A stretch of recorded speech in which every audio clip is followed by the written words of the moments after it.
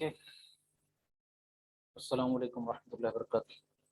A'udhu billahi minash shaitanir rajim. Bismillahirrahmanirrahim. I think most of you are able to listen me now. Yes. Yes, Yes, sir. sir. Okay. Sir. This is our first lecture for BSc third year. So in this first meeting, let us welcome you. I would like to welcome all of the students who has joined the meeting or not joined the meeting. Okay. New academic year has come now. We have entered the new academic year, and this is one of the most important year for yourself. You are the students of final year, so this year is very important for yourself. Whenever lecture is there, I will like to have an interaction. And lecture is not it should be not a monologue. It should be dialogue. There should be interaction between students and the orator or the teacher. Okay. Yes, sir. So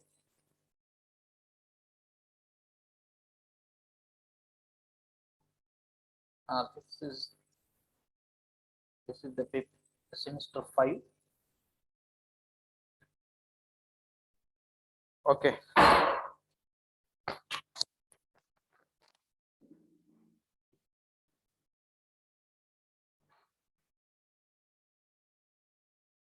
And this semester 5,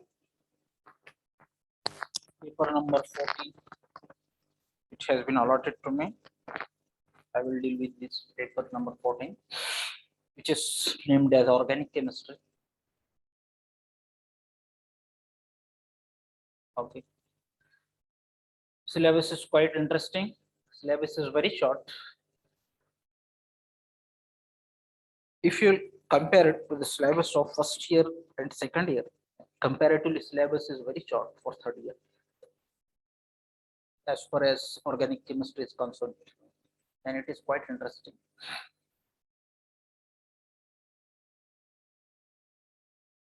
So this is paper number 14, and there's organic chemistry. What are the contents of this syllabus? Only 4 chapters are included here. First chapter is spectroscopy. Second is organometallic compounds. Third is organic synthesis via enolates. And fourth is fat, soils, and detergents. In this way, this is about the structure of the syllabus. Only 4 chapters are included here. First is spectroscopy. Second is organometallic compound. Third is organic synthesis via enolates, or it is also called as active methylene compound. And fourth is fat, soils, and detergents. Okay, in this way, this is the structure of your syllabus.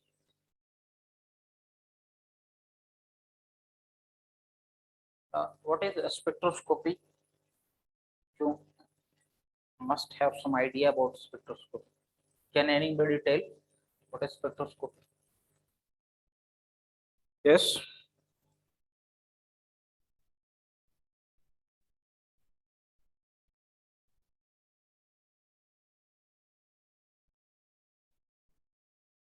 So spectroscopy is a simple technique. At second year or third year,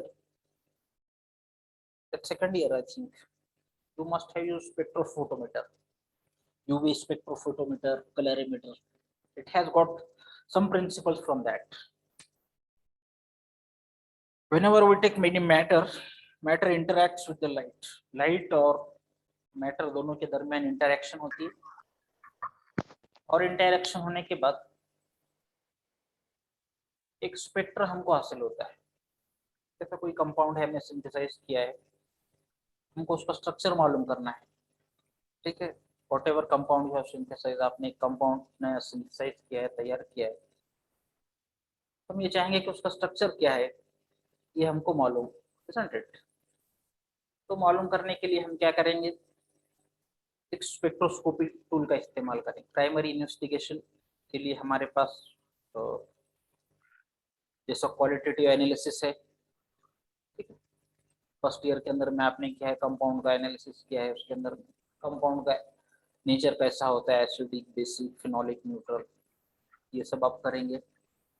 उसके बाद देखिए compound की solubility वगैरह check करेंगे आप, उसका smell वगैरह, preliminary जो भी है, ये सारी चीज चेक कर लेंगे, एक्शन ऑफ हीट वगैरह। उसके बाद देखने से उसके अंदर सैचुरेशन, अनसैचुरेशन क्या है, ये सब आप देख लेंगे। फिर उसके बाद जाकर आप नाइट्रोजन टेस्ट के लिए जाएंगे, Lassaigne's test for the detection of elements.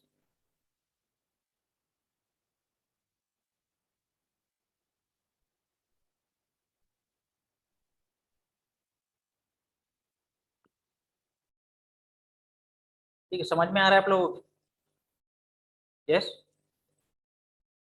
Are you Yes, getting sir. Me? Yes, Yes, sir. sir. जैसे लैसिग्निस टेस्ट के ऊपर, लैसिग्निस टेस्ट किसके लिए लेते हैं हम? Yes, Lassaigne's test for the detection of nitrogen, halogen, sulphur etcetera, इसके लिए लेते हैं। ठीक, दिए हुए कंपाउंड के अंदर नाइट्रोजन है, नाइट्रोजन के साथ में हैलोजन, सल्फर वगैरह और कुछ है, ये देखने के लिए हम लैसिग्निस टेस्ट का इस्तेमाल करते हैं। ठीक है, तो ठीक है, आपने कंपाउंड का नेचर मालूम कर लिया, सैचुरेशन, अनसैचुरेशन मालूम कर लिया, उसके अंदर नाइट्रोजन मालूम कर लिया। नाइट्रोजन के बाद you will go for the detection of the functional group. What is the nature, what is the functional group in the compound, compound के अंदर कौन सा फंक्शनल ग्रुप हो सकता है। Nitrogen, with the help, with the aid of nitrogen, halogen, etc. Now you can have a particular direction which type of functional group may be present there. Okay, nitrogen का आपको अंदाजा होगा nitrogen है या नहीं है। बहुत अच्छा खूबसूरत कलर, ग्रीन कलर आपको देखने मिलता है नाइट्रोजन के अंदर में, if nitrogen is there in case of amines. देखा है आप लोगों ने लैसिग्निस टेस्ट के अंदर में नाइट्रोजन का कलर? यस, यस, देखा है क्या आप लोगों ने? लैसिग्निस टेस्ट के अंदर में चाइना डिश वगैरह जो लेते हैं आप, कंपाउंड को और यू कर सोडियम फ्यूजन टेस्ट लेते हैं, सोडियम सोडियम के साथ में फ्यूज करते हैं आप, और फ्यूज करने के बाद आफ्टर ऑल सारे टेस्ट करके फिल्टर बॉईल करते हैं, फिल्टर करते हैं, फिल्टर करने के बाद लास्ट में सारी चीजें डालने के बाद you will get a very Persian blue colour, very beautiful colour there if nitrogen is present. Have you seen that? देखा है आप लोगों ने? यस, नो, कुछ बोलिए। No, sir. ठीक है, अगर देखा नहीं तो देखिए आप थर्ड ईयर के अंदर में। ठीक है, Okay, sir. बहुत खूबसूरत कलर आता है लैसिग्निस टेस्ट के अंदर में। ठीक है, तो ठीक है, ये आपने कर लिया। फिर बाद में आप कौन सा एक पर्टिकुलर डायरेक्शन आपको मिल गई, ठीक है, फंक्शनल ग्रुप वगैरह क्या है आपने देख लिया उसके अंदर में। अब ये सारी चीजें होने के बाद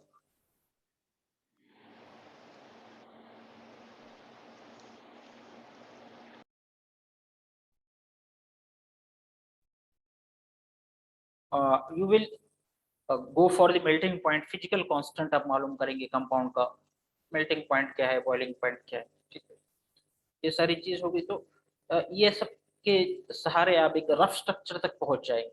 रफ स्ट्रक्चर क्या हो सकता है, कंपाउंड का प्रोबेबल स्ट्रक्चर क्या हो सकता है। ठीक, इसको फर्दर आपको कंफर्म करना है तो स्पेक्ट्रोस्कोपी का सहारा आप लेंगे। ठीक है, इसके अंदर में लिक्विड भी हो सकता है, सॉलिड भी होता है, कंपाउंड को स्पेक्ट्रोफोटोमीटर के अंदर में पुट करेंगे, और पुट करने के बाद जैसे कि आपका ईसीजी मिलता है, इस टाइप के स्पेक्ट्रास आपको मिलेंगे। उस स्पेक्ट्रा के सहारे आप इंटरप्रेट कर सकते हैं कंपाउंड के अंदर में कि कौन कौन सा फंक्शनल ग्रुप है।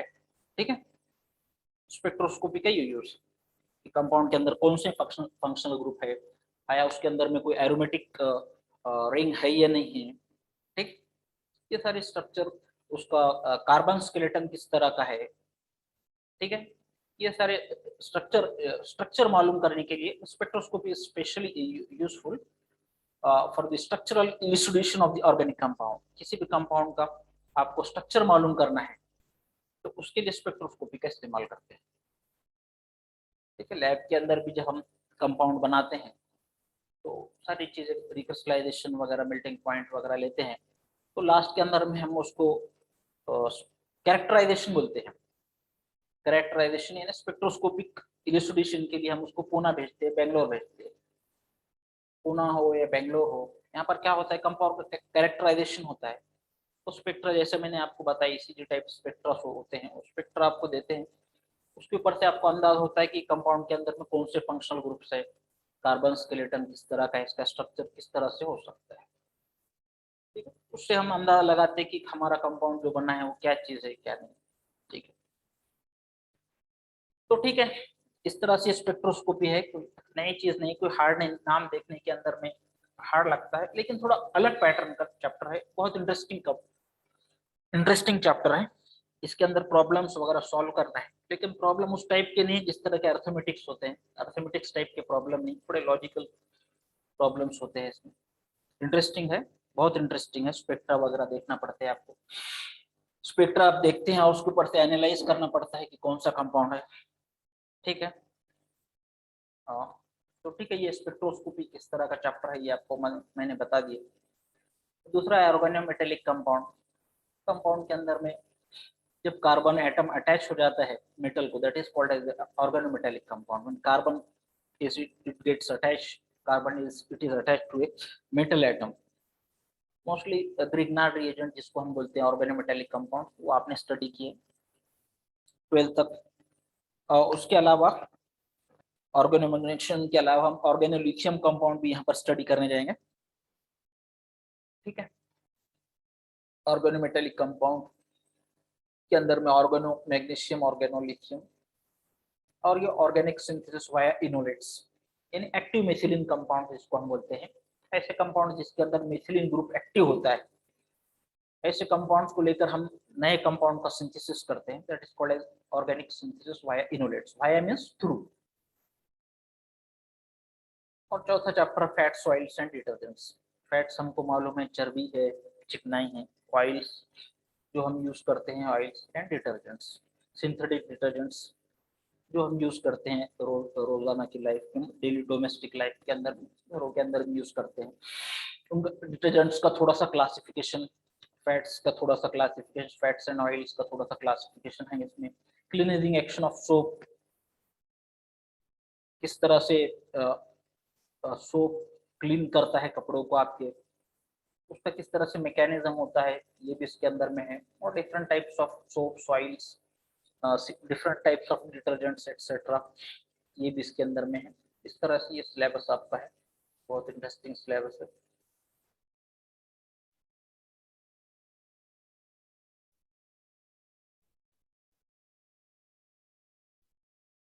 देखिए, स्पेक्ट्रोस्कोपी में आपको बताने जा रहा हूँ, जैसे मैंने बताया स्पेक्ट्रोस्कोपी के अंदर में क्या कंटेंट है। तो एनएमआर स्पेक्ट्रोस्कोपी है, nuclear magnetic resonance spectroscopy, proton magnetic spectroscopy, nuclear shielding, D shielding, chemical shift, molecule structure, spin splitting, coupling constant, areas of signals.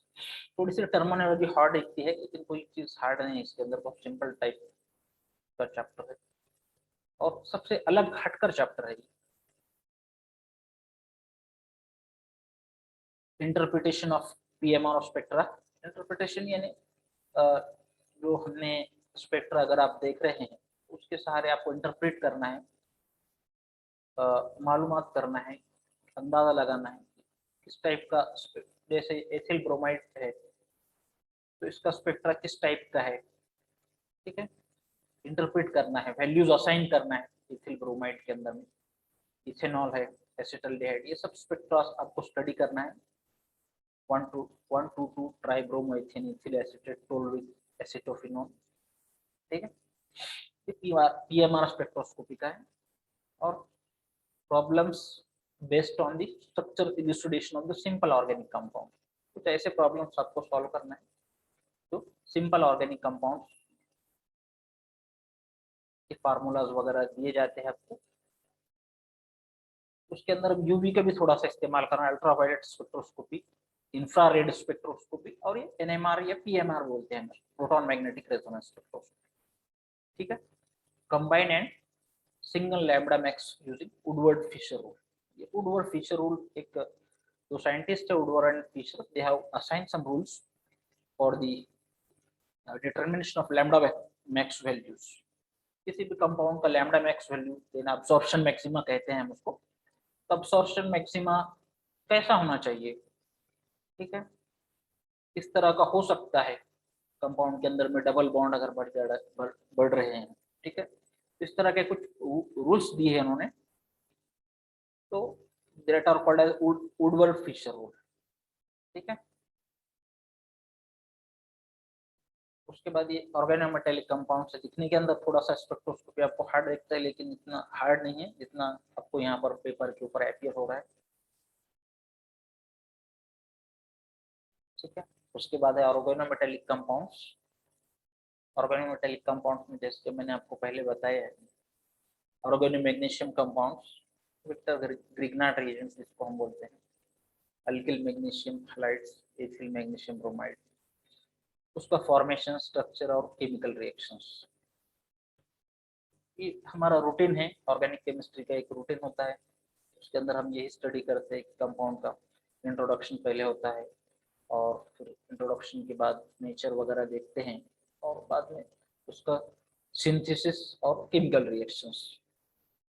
ठीक है, स्ट्रक्चर एंड केमिकल रिएक्शंस। उसके बाद organo zinc compounds, organo zinc के अंदर में डायल्किल zinc और उसकी chemical reactions. और उसके बाद organo lithium compounds, organo lithium compounds के अंदर में एन ब्यूटिल लिथियम, ये कंपाउंड के ऊपर हमारा स्ट्रेस रहेगा। ठीक है, उसके बाद ऑर्गेनिक सिंथेसिस वाया इनोलेट्स। पहले बता चुका हूँ आपको, इनोलेट्स थोड़ा सा आपको अलग लगता है सुनने के अंदर में, लेकिन एक्चुअली ये क्या है, एक्टिव मिथिलीन कंपाउंड्स। ऐसे कंपाउंड जिसके अंदर में methylene group CH2 group active है, those are called as active methylene compounds. And by replacing this methylene group, one of the hydrogen atom from this methylene group, you may synthesize a variety of compounds. तो ये active methylene group में का एक आध hydrogen atom आप replace कर रहे हो, तो रिप्लेस करके बहुत सारे compound, variety of compound synthesize कर सकते हो, तैयार कर सकते हो। इसलिए हम ये इसकी स्टडी करने जा रहे हैं। ठीक है, तो इसके अंदर क्लेसन कंडेंसेशन है, शायद 12th के अंदर में क्लेसन कंडेंसेशन आपने स्टडी किया हो विथ मैकेनिज्म। ठीक है, acidity of alpha hydrogen atom, alpha hydrogen atom किस तरह एसिडिक होता है, उसके प्रॉपर्टीज, रिएक्शंस। ठीक है, और प्रॉपर्टीज रिएक्शंस के बाद में synthesis mono di and unsaturated monocarboxylic acid, इन सब का सिंथेसिस करना है आपको। Synthesis of ketone, di ketone, four methyl uracil acetic ester और ढेर सारे कंपाउंड्स, फिर preparation of diethyl malonates and so on. ठीक है, और last chapter fats, oils and detergents, ये भी interesting chapter. Natural fats, edible and industrial oils of vegetable origin, manufacture of soybean oil by solvent extraction method, isolation uses of essential oils। और उसके बाद types of animal fats, oils, definition of saponification value, what is saponification and all that, iodine value, acid value। उसके बाद detergents, what are detergents, इसका definition, introduction, preparation of sodium alkyl sulfonate, alkyl benzene sulphonate, ये अलग अलग type के detergents हैं। ठीक है, अलग अलग टाइप के डिटर्जेंट्स किस तरह के होते हैं, उनका क्लासिफिकेशन किस तरह का होता है, ये यहाँ पर बताया गया। और लास्ट में क्लीनिंग एक्शन ऑफ डिटर्जेंट और सोप, किस तरह से वो डिटर्जेंट या सोप जो होती है, how does it clean the cloth, कपड़ों को किस तरह से क्लीन करता है, ये देखने का काम, that is called as cleaning action of soap. इसके लिए एक बहुत अच्छा वीडियो है, उसके सहारे हम एक्सप्लेन करते हैं इसको। ठीक है, इस तरह का ये सिलेबस है।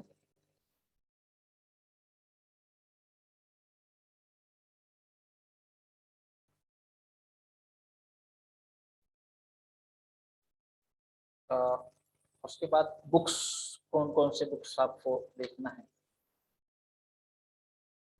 ठीक है, इससे पहले कि मैं ये बताऊं कि कौन से बुक्स आपको देखना है, आप ये बताते चलिए कि आपने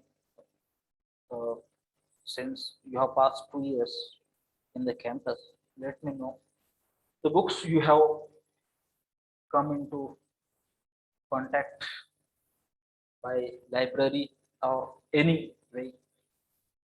कौन कौन से बुक्स पढ़े हैं आपने, फर्स्ट ईयर हो सेकंड ईयर हो।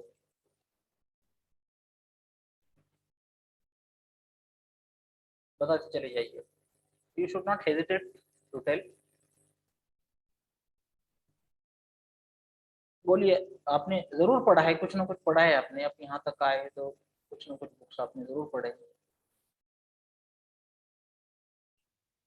ऑर्गेनिक केमिस्ट्री, ग्रीन कलर की बुक थी सर। ऑर्गेनिक केमिस्ट्री बाय, किसने लिखी है बुक,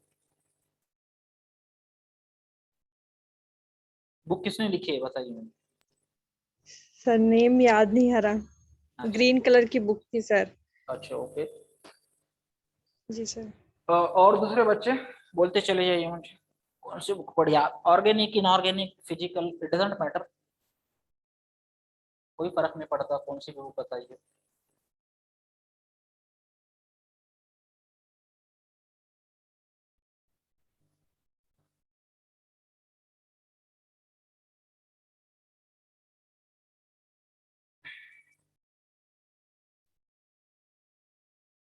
ठीक है, तो देखिए बुक्स के अंदर में जहां तक ताल्लुक है,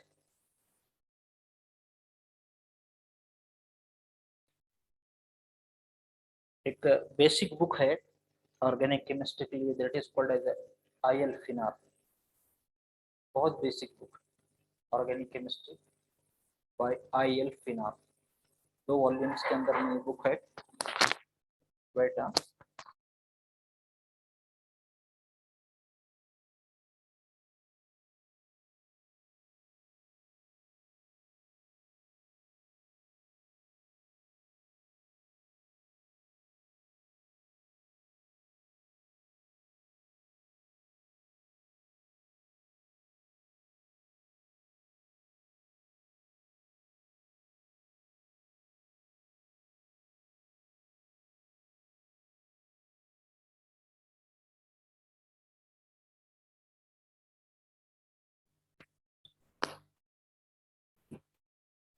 तो ठीक है,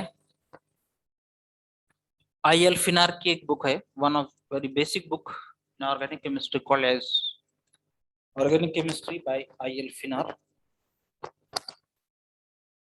ये बुक है, और उसके साथ बहुत सारे बुक्स है।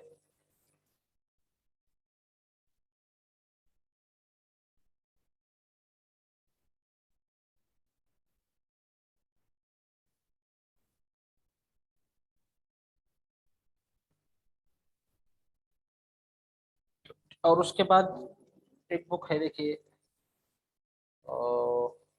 Organic chemistry bye Singh and Mukherjee. ये 3 वॉल्यूम्स के अंदर बुक है। ठीक, it is best in three, it is divided into 3 volumes. Organic chemistry bye Singh, Mukherjee and Kapoor.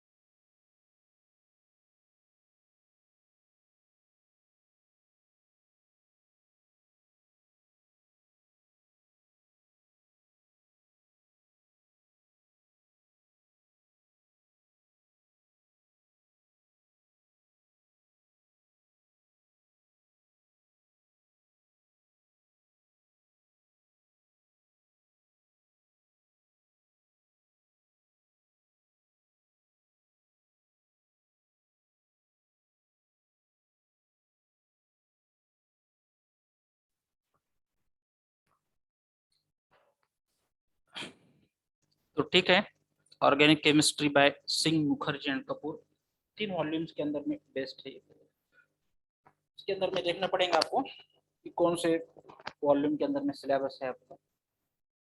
अच्छी बुक्स है, अच्छी बुक है। उसके बाद और एक बुक है,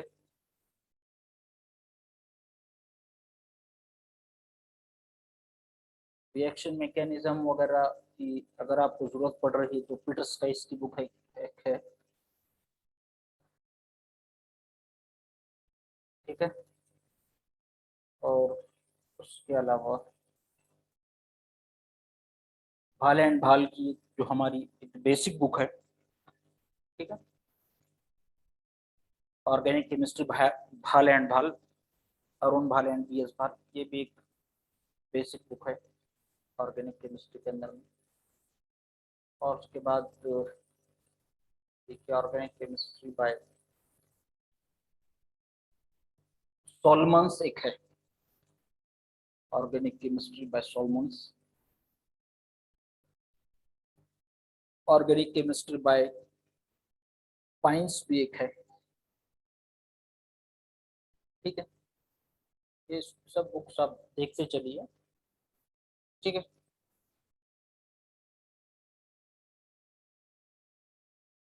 देखिए बुक चाहे बच्चे क्या हो जाते हैं तो बुक्स का वॉल्यूम देखकर डर जाते हैं। देखिए बुक का वॉल्यूम देखने की आपको डरने की कोई बात नहीं।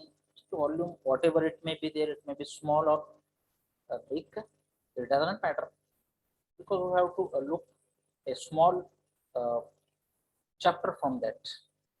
ठीक, तो जो भी बुक आप देख रहे हैं, बुक देखते वक्त आपको ये ध्यान में रखना है कि आपका सिलेबस क्या है। ठीक है, ये बहुत अहम और जरूरी चीज। बुक के अंदर में तो दिया हुआ वास्ट सिलेबस दिया हुआ, लेकिन आपको उसके अंदर में से क्या चूज करना है। ठीक है, उसके लिए बार बार आपको सिलेबस की जरूरत पड़ेगी, इसलिए आप सिलेबस की एक कॉपी अपने पास रखिए। मैं ये आपको पीडीएफ शेयर कर दूंगा सिलेबस का। ठीक है, तो सिलेबस की कॉपी हमेशा अपने सामने रखिए, ताकि आप जो भी बुक ला रहे थे उसको उसमें कौन से आर्टिकल्स आपको पिकअप करना है वो आपके समझ में आ जाएंगे। अदरवाइज आप देखते रहेंगे बुक के अंदर में क्या देखना है क्या नहीं, वो आपके समझ में नहीं आएगा, आप परेशान हो जाएंगे कि इतना बड़ा चैप्टर पढ़ना है। इतना बड़ा चैप्टर नहीं पढ़ना है आपको, उसके अंदर में पर्टिकुलर आर्टिकल्स, 10-12 आर्टिकल्स चैप्टर से रिलेटेड पढ़ना है। ठीक है, लेकिन आप बुक्स को पढ़ते चले, जितना आप बुक्स को अलग अलग बुक्स को पढ़ते चले जाएंगे उतना सारी चीजें आपके ऊपर खुलती चली जाएंगी। लाइब्रेरी को बार बार आप विजिट कीजिए, वहाँ पर बहुत सारे बुक्स है, बुक्स को आप पढ़िए। ठीक है, जितना आप पढ़ेंगे अलग अलग बुक्स को पढ़ेंगे। ठीक है, देखिए 2 टाइप्स के बुक होते हैं। तो मैंने यहाँ पर टेक्स्ट बुक जो है सिलेबस की एज पर द सिलेबस जो बुक है उसका तस्करा नहीं किया है। ठीक है, तो 2 टाइप्स के बुक होते हैं देखिए, एक तो टेक्स्ट बुक होती है और दूसरी होती है रेफरेंस बुक। टेक्स्ट बुक क्या होती है और रेफरेंस बुक क्या होती है, कुछ बता सकेंगे आप?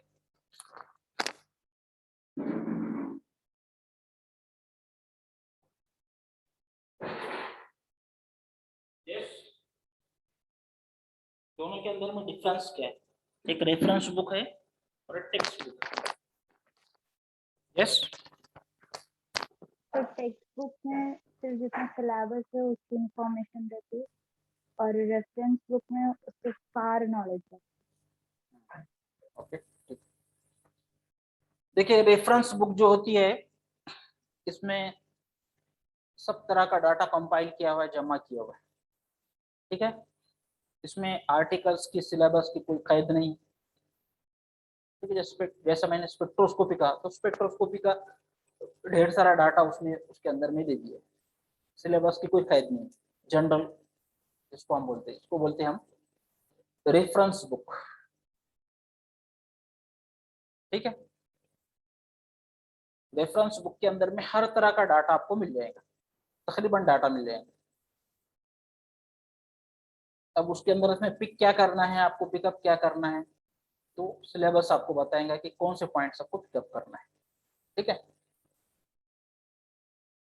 तो रेफरेंस बुक है वो लाइब्रेरी में जाकर आपको मिल जाएंगे, टेक्स्ट बुक आपको मिल जाएंगी लाइब्रेरी के अंदर। लेकिन टेक्स्ट बुक का ये होता है कि रेफरेंस बुक जो होती है इसका एरिया ऑफ कवरेज वाइड होता है, ये थ्रू आउट द कंट्री और कभी कभी थ्रू आउट द वर्ल्ड भी पढ़ी जाती है, पूरी दुनिया भर के अंदर पढ़ी जाती है। तो इसके अंदर में जो मिस्टेक्स होती है कम से कम या नहीं के बराबर निग्लिजिबल होती है।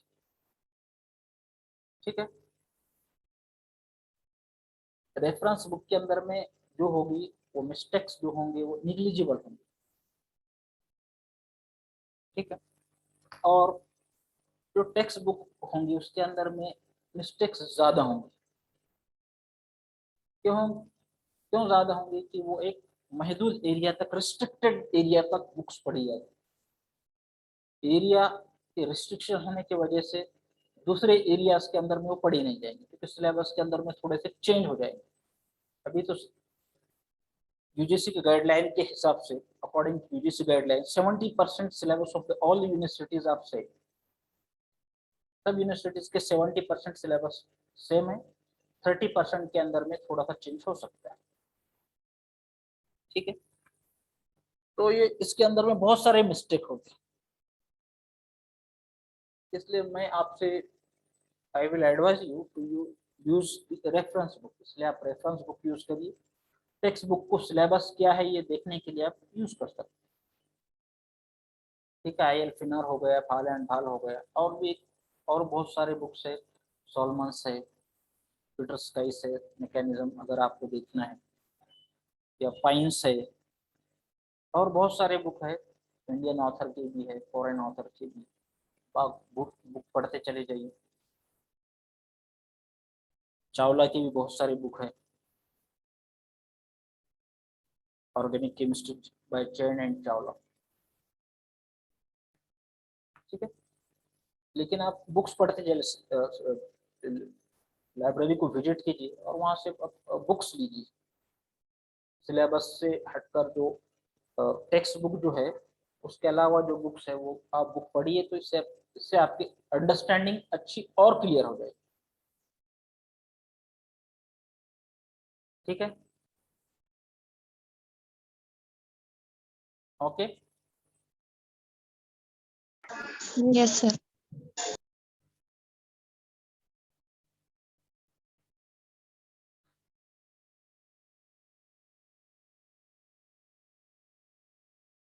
तो अच्छे से अच्छे बुक आप पढ़िए। इसके अंदर में एक पॉइंट हमारा रह जा रहा है, अभी टाइम पे रिस्ट्रिक्शन है। ठीक है, तो नेक्स्ट मीटिंग के अंदर हम वो पॉइंट को कवर करने की कोशिश करेंगे। ठीक है, if you have any difficulties you may ask. जी सर, अस्सलाम वालेकुम। और भी बहुत सारे ग्रुप के अंदर में अलग अलग कॉम्पिटिशन्स आपको भेजे भेजे जाएंगे। ठीक है, अभी भी आपको कुछ ग्रुप के अंदर में ऐसे कंपटीशन वगैरह के लिए नोटिस वगैरह भेजिए, तो आप इसके अंदर में ज़्यादा से ज़्यादा पार्टिसिपेट होइए। और उसके अलावा करियर गाइडेंस के ताल्लुक से हमारे पास अहमद बिन अबूद करियर एजुकेशन सेंटर के नाम से हॉल नंबर 18 के अंदर में नीचे ग्राउंड फ्लोर के ऊपर सेंटर चलता है। उसके अंदर MPSC UPSC के ताल्लुक से, कॉम्पिटेटिव एग्जाम के ताल्लुक से हम गाइडलाइंस देते हैं। और भी उसके अलावा अभी गवर्नमेंट ऑफ महाराष्ट्र की स्कीम आई है जिसके अंदर करियर कट्टा के नाम से एक अच्छा ऑनलाइन प्लेटफॉर्म आया है। इसके अंदर में अलग अलग IAS रैंक के लोग और बहुत entrepreneurs, business successful business peoples are there, you will have interaction with them, उनके साथ में आपका इंटरेक्शन होगा। और बहुत सारी स्कीम है ग्रुप के ऊपर दी गई है आपकी। ठीक है, इससे ज़्यादा से ज़्यादा आप बेनिफिट उठाइए। ठीक है, एक्सक्यूज मी सर। हाँ ठीक है, अस्सलाम वालेकुम। नेक्स्ट मीटिंग के अंदर में आप मिलते हैं।